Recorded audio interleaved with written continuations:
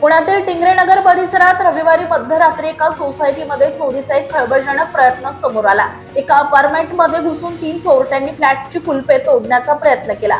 हा संपूर्ण थरार सोसायटीच्या सीसीटीव्ही कॅमेरामध्ये कैद झालाय। या घटनेमुळे परिसरात काही काळ भीतीचे वातावरण निर्माण झाले होते। मात्र पोलिसांनी अत्यंत तत्परता दाखवत या तिन्ही आरोपींना बेड्या ठोकल्यात। पुण्यातील टिंगरेनगर भागात रविवारी उशिरा रात्री 3 अज्ञात चोरट्यांनी एका नामांकित अपार्टमेंटला टार्गेट केलं।